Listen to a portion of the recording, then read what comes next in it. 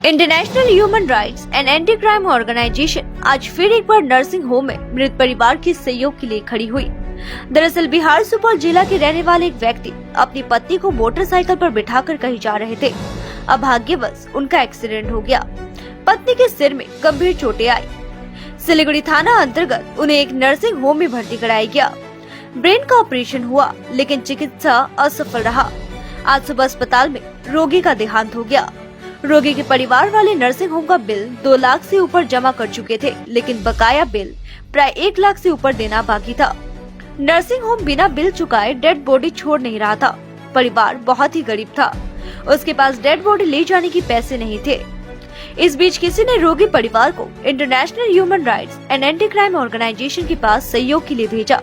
इस दौरान रोगी ने उक्त संगठन से मदद की गुहार लगाई, जिस पर international human rights and anti crime organisation की टीम नर्सिंग होम पहुंच नर्सिंग होम के मैनेजमेंट के साथ बैठकर बकाया बिल माफ कराया। कि वही ब्रेन में चोट लगा था, तो ब्रेन का यहाँ सर्जरी होता, तो वही ठीक होने के लिए यहाँ पे लाए थे।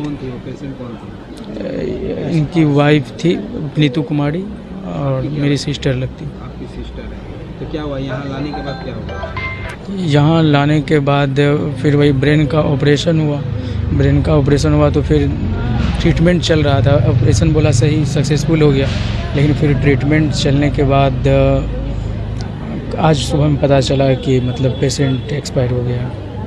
जब पेशेंट एक्सपायर हुआ तो उस दौरान क्या कोई मतलब कुछ हुआ था क्या कि पेमेंट को लेकर?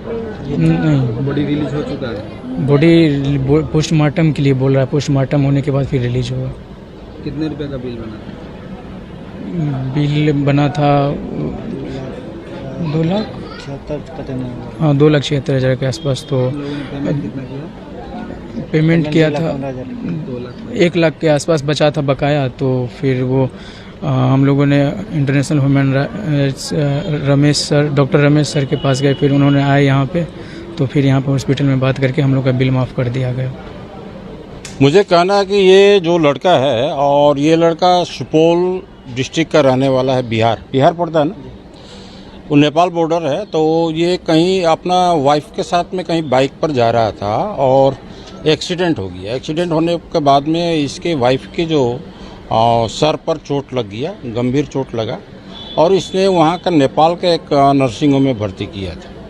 और वहाँ सही ट्रीटमेंट नहीं होने के कारण से सिलीगुड़ी प्रधान नगर स्थित न्यूरो सेंटर में लेकर के इसने एडमिट किया। और एडमिट करने के बाद में 6 दिन हुआ। 6 दिन के बाद में आज पेशेंट तो एक्सपायर कर गया।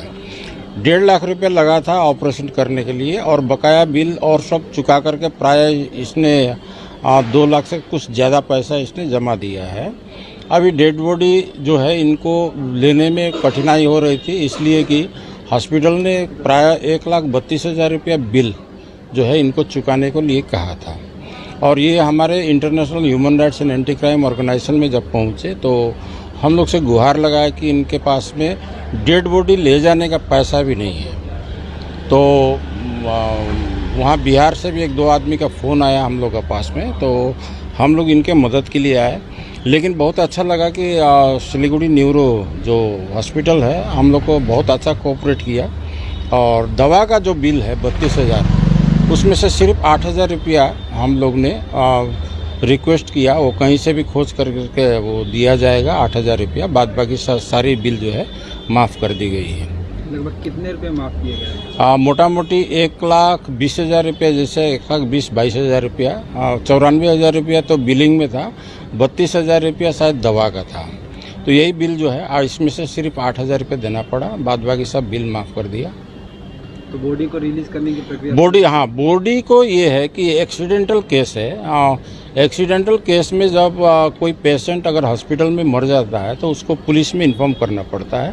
तो नर्सिंग होम ने वही किया है, और पुलिस को इन्फॉर्म किया है। पुलिस इंक्वायरी करेगी, पोस्टमार्टम में जाएगा, और कल तक जो है बॉडी इनको मिल जाएगी। यानी प्रक्रिया के तरह। तो हमारे जो पूरी टीम आज में आई थी, महिला टीम भी आई थी, और लोग भी हैं जो भीतर में हैं, और सारे लोग हम लोग एक साथ आए थे। और एक रोगी के परिवार को हम लोग सहयोग कर पाए, ये बहुत बड़ी बात है। आपका नाम और डिजिग्नेशन? मैं नेशनल चेयरमैन हूँ doctor Ramesh Shah, international human rights and anti crime organisation.